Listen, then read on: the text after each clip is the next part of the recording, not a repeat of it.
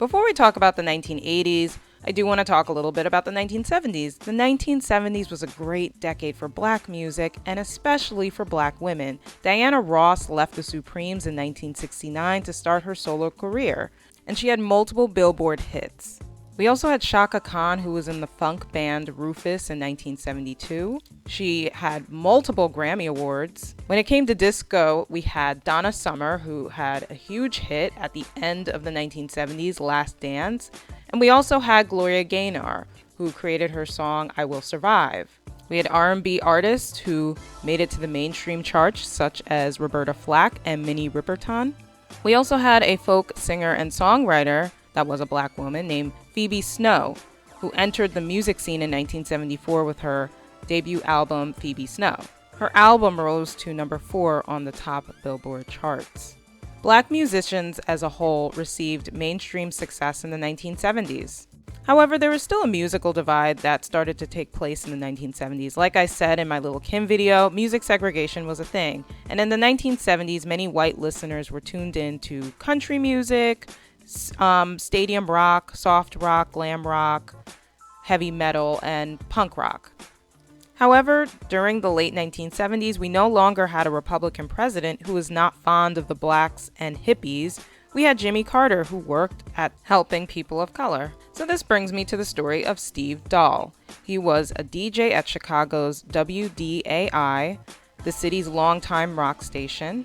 On New Year's Day, 1979, the station abruptly changed its format to disco. Dahl claims that he was fired when the station changed its music, and at that moment, he declared a war on disco music. He did things like play snippets of disco records, dragging the needle across the vinyl and cueing the sounds of explosions. He printed Kill Disco membership cards and destroying more records at Death to Disco rallies. But the night that really made Dahl famous was July 12, 1979, when he promoted the disco Demolition.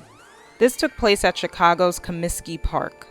It was set up so that fans who brought a disco record could attend a doubleheader between the White Sox and the Detroit Tigers for just 98 cents. Approximately 60,000 people showed up, and once the first game ended, Dahl, wearing a military uniform and driving a Jeep, drove onto the field where thousands of records had been rigged with dynamite, while the crowd chanted, "Disco sucks." This is what spearheaded what I call the cultural whitewashing of black music and black entertainment in the 1980s.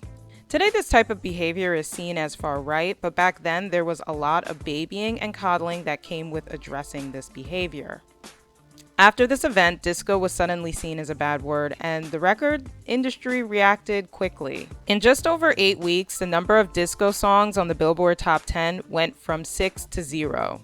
According to an article from Timeline.com, disco was created by black and Latino musicians in the early 70s and popularized by mostly gay DJs for a mostly gay crowd.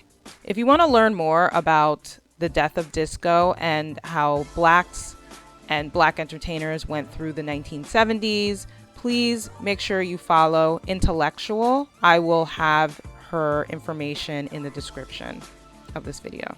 I emphasize on disco because many black artists had a hard time reaching the top Billboard 100 in the 1980s.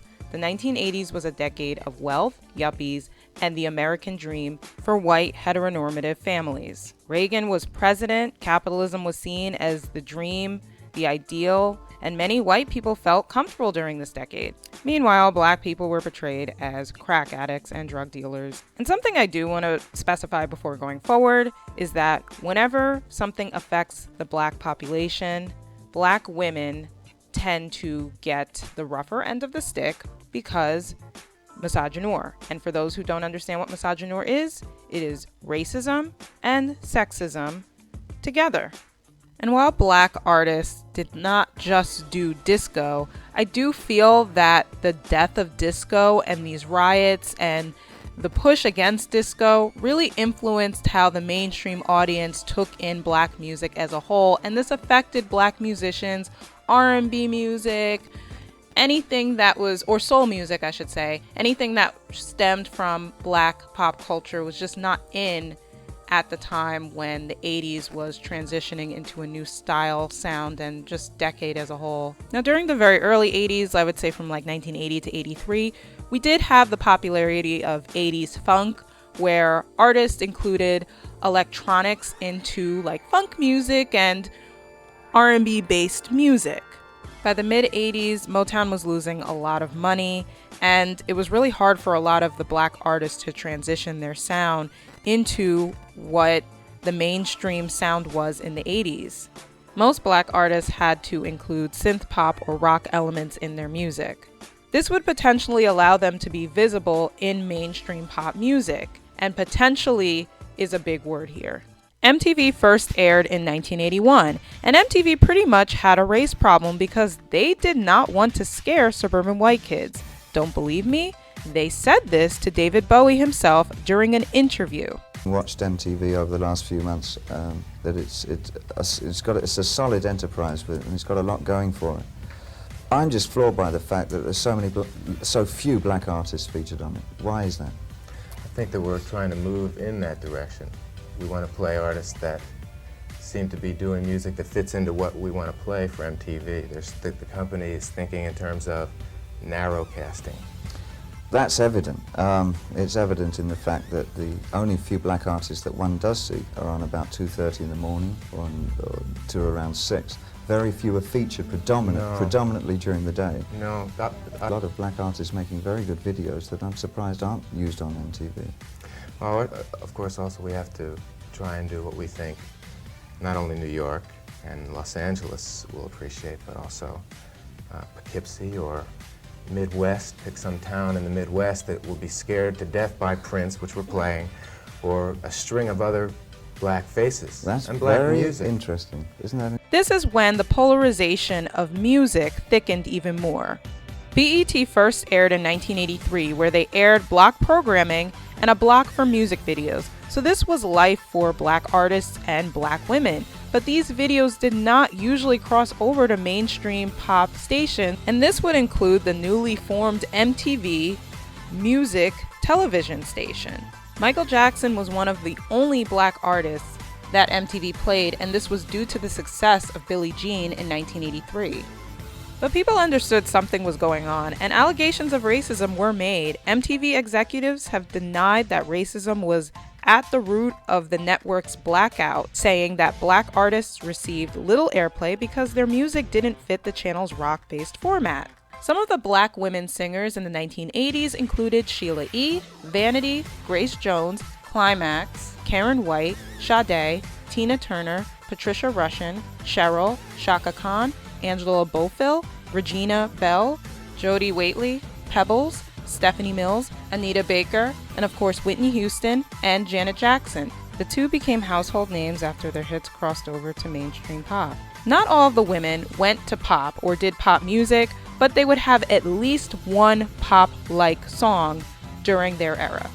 However, most of these women would still be labeled as R&B or soul artists. This was definitely a way to keep black artists away from mainstream pop, because MTV used a similar excuse for Michael Jackson and Prince, who are clearly rock artists. Michael Jackson might be more of a pop artist than a rock artist, but Prince is definitely seen as a rock artist. Another thing to keep in mind, Janet and Whitney didn't cross over until the mid to late 1980s, and when Whitney Houston did finally receive mainstream success, she was booed at the Soul Train Awards in 1989 because she was criticized for making quote-unquote white music.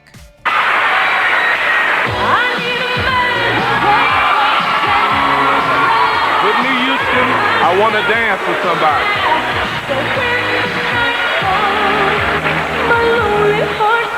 MTV debuted its hip-hop centered program Yo! MTV Raps on August 6, 1988.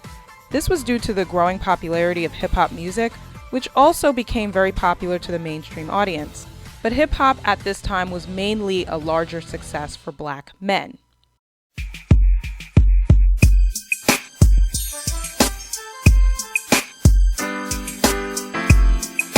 It's very normal for music to go through cycles. However, when some of these cycles occur, some of the most vulnerable populations, people of color, especially Black people and especially Black women, are greatly impacted by these transitions. Thankfully, during the late 80s into the early 90s and also into the 90s as a whole, Black women make a major comeback, and it's very refreshing to see. In my later videos, I will be discussing how Black women have been boxed in specific genres of music and how that's affected Black women when it comes to expressing themselves in music and wanting to do the specific things that they were called to do when it comes to being an artist. And it's not to say that these women did not succeed because their music was not played for white audiences. Some of these artists did fine, like Jodie Waitley. She did magnificently well, but it makes sense for artists to want mainstream success. Maybe some did not, but especially back in the 1980s, we didn't have the internet to really discover new artists. Our platforms were television and the radio. And I think it was really important for artists to reach different audiences. I think it's fair, right? I mean, we are all capable of having that opportunity, or we should, but we know that there are things happening in the music industry. We know that genres are very racialized. Again, I will be discussing this in greater detail when I discuss Black women in pop music. But hopefully this video gives you an idea of how it was for Black women artists in the 1980s and how the 1970s transitioned into a dichotomy of racialized pop culture. So what are your thoughts on Black women artists of the 80s? Make sure you share your comments and like this video if you can. Also, make sure you share this video and subscribe to my channel. Thanks!